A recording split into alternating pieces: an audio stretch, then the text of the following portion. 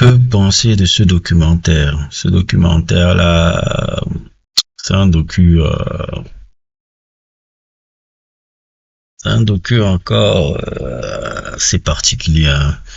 On va pas faire bon comme si il y a des choses. En fait, ce documentaire-là, elle approfondit un peu le documentaire qu'on avait déjà vu de lui, là, Genius. Et surtout,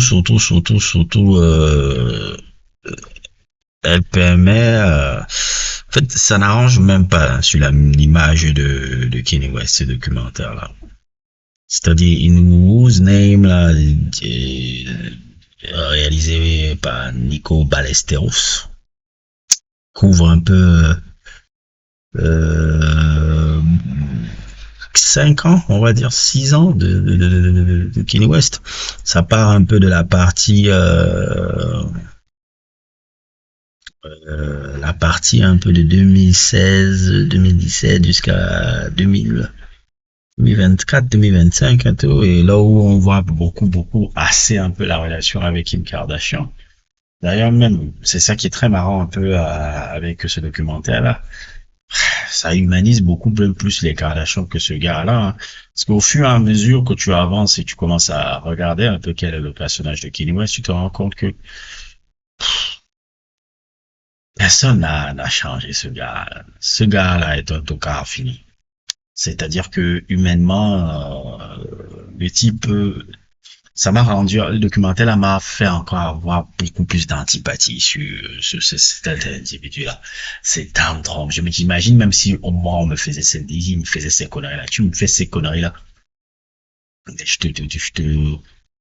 te balance une chaise sur la gueule. Déjà que, ce qui est un peu assez marrant un peu avec lui, c'est que ces tantrums sont toujours faits sur des femmes. Mais quand il y a eu à un moment donné le truc sur SNL là on a vu le gars de SNL là, un peu le challenger là. Le challenger là, je sais pas si vous vous rappelez de cette scène là, où je veux un peu essayer de la sortir là, où le gars le challenger un peu pour lui dire que mais est-ce que tu étais obligé de faire ton truc là? Ça c'était un peu dégoûtant de nous faire un peu ton truc là, c'est les trucs. Il a renvoyé un peu, il était beaucoup plus sur la défensive, alors que sur les femmes et autres et tout, il a des tantrums truc, je vous assure, ça m'a dégoûté encore plus du personnage, hein. Le personnage est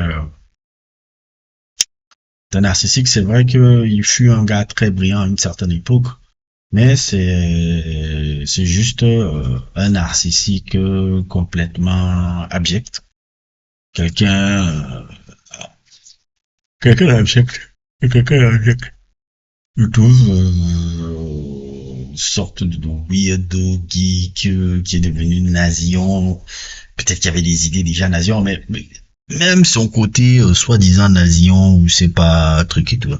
Quand tu regardes plus ou moins même un peu, même par exemple le clip Blaskinhead, il y avait déjà des trucs qui montraient qu'il avait un peu cette vue là et tout là, le truc de skinhead là et tout. Moi, c'est un documentaire que j'ai trouvé tellement malaisant par rapport au personnage de Kelly West. Ça passe partout, hein. On arrive à voir sa période où il revient dans Jesus is King un peu. On arrive à voir sa période où il s'est lancé à la présidence. La période avec un discours complètement fou. Là où il commençait à pleurer qu'il a failli assassiner sa fille, la rencontre avec Trump, accompagné de Jim Brown, je sais même pas ce que Jim Brown aussi foutait là-dedans. Bref, énormément de situations qui étaient un peu paradoxales.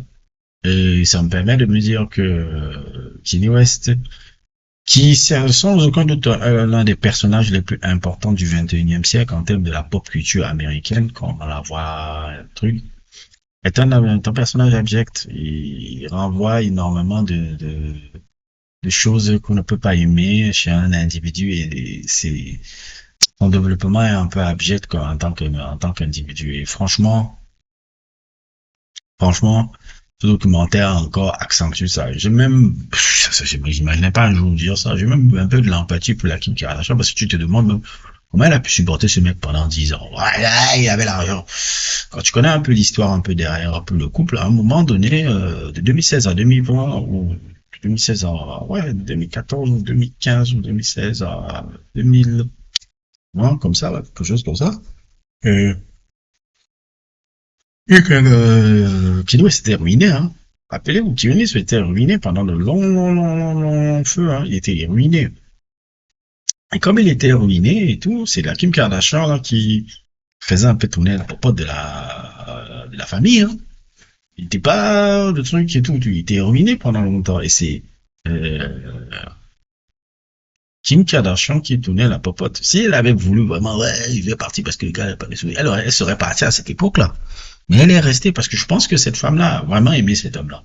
Parce que pour supporter tous les conneries que j'ai vues là dans le docu et tout qui m'ont fait vomir et tout, franchement, elle a vraiment été amoureuse de ce mec-là. Elle a vraiment été amoureuse de ce mec-là, vraiment. Ça m'a permis même d'humaniser cette personne-là.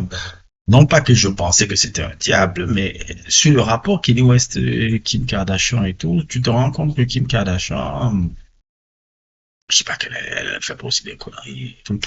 Mais sur ce point-là, je pense qu'elle a été une très bonne femme pour ce gars-là à un moment donné.